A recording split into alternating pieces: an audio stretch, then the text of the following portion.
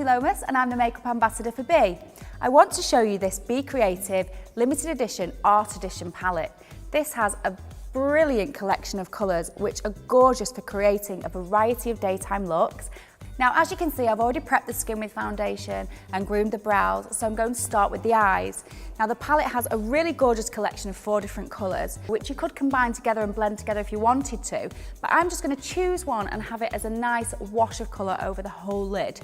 I think I'm going to go for Richmond. I'm going to use a flat, stiff brush just to pat the colour into my brush. Tap off any excess. Close your eyes for me.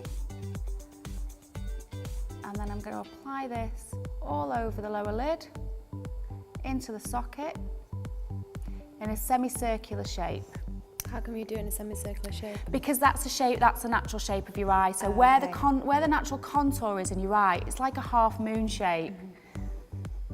If you created anything a bit more square, it might bring your eyes in and make them a little bit sunken. So we stop in the eyeshadow right in the socket, so when you open your eyes, you can't actually see where the colour starts and stops, which in turn means it doesn't need much blending. I'm just going to soften in that socket. You could use your finger if you wanted to just pat this colour out. Would you use a clean brush for that? Always a clean brush, because if you put product on your brush, what happens is you end up taking it too far up to the eyebrow. Eyeshadow can literally be that easy when you just use one colour. So I'm going to move on to the highlighter, which is here. I'm going to use my finger, just swirl it into the colour. Yeah, it's a cream highlighter, so it's a great multi-use product. We can start by applying it on the cheekbones. And would you dab this rather than spread it? I kind of dab first and then start to swirl because it really rubs it into the skin. It works really nicely as well if you just pat it under your brow bone. And actually, I sometimes just brush it through the hairs because it gives a really nice glisten to the brows.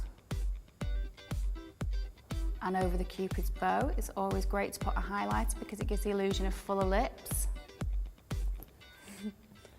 which all girls want. Okay, I'm going to use the bronzer with my brush just to create a little bit of contour in the hollows of the cheeks. Would you suck your cheeks in for this part? Yeah, if you suck your cheeks in, it always gives you a good idea where the colour should go.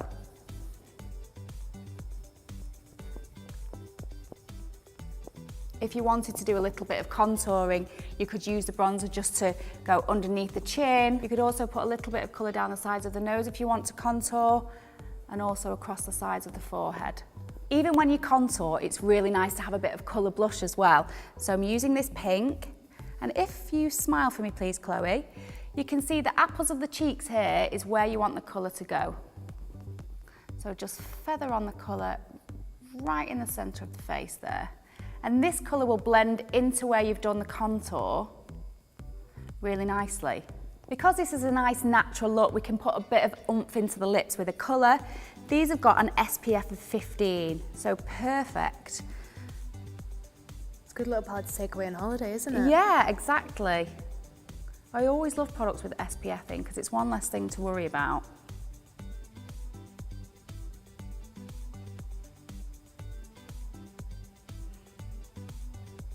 Now I've used the lighter shade of pink. If you wanted to lighten it up a little bit more, you could use a little bit of the highlighter and just brush over the lips. Just pat together for me. Perfect. I'm going to finish that off with lashings of mascara. So we've got the mascara on, and I'm just going to sweep through the brows one last time. And there you have the look for the Art Edition palette Volume 3. Make sure you be creative.